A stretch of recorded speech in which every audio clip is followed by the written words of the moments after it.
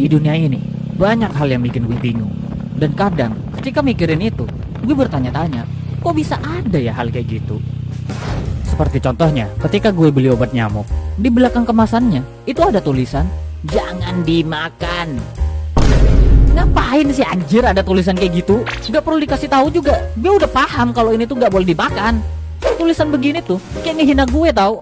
Seakan-akan gue tuh terlalu goblok sampai-sampai pabrik obat nyamuknya itu kudu ngasih tahu gue kalau ini tuh gak boleh dimakan. Siapa sih yang gak tahu kalau obat nyamuk itu gak boleh dimakan? Namanya juga obat nyamuk. Buat kebunuh nyamuk, ya pasti gak boleh dimakan lah. Heran gue.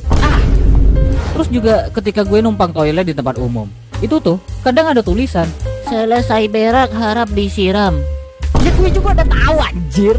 Gak perlu lu kasih tahu juga. Semua orang pasti nyiram tainya sendiri. Itu tuh kegiatan refleks yang pasti dilakukan sama orang. Gak perlu diajarin. Selayaknya kucing yang nutup tainya sendiri pakai pasir. Itu tuh insting alamiah aja. Kesannya gue kayak jadi orang goblok gitu, yang nyiram tai aja kudu dikasih tahu.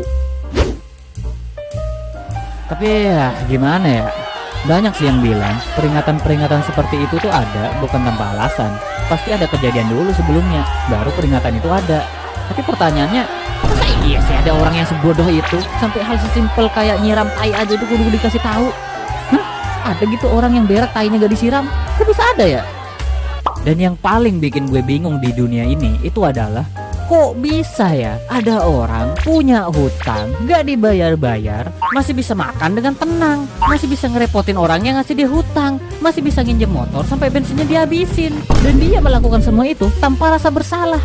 Kok bisa ya? Bay, kenapa muka lu? Kok kayak lagi stres gitu? Iya nih, ada yang lagi gue bingungin dari tadi pagi. Ya elah, Bay. Apa sih yang lu bingungin? Sini cerita. Siapa tahu gue bisa hilangin kebingungan lu. Ya, sebenarnya gini. Gue lagi bingung. Kok bisa ya ada orang yang udah mau punya utang, kagak dibayar-bayar, tapi masih sering dengan santai ngerepotin orang yang ngasih dia hutang. Kok bisa ya gak ngerasa bersalah gitu loh?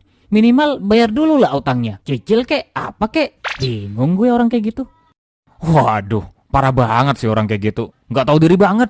Udah mau ditolongin ya kan, dipinjemin duit, malah ngelunjak. Minimal kalau gak bisa bayar tuh gak ngerepotin lah ya.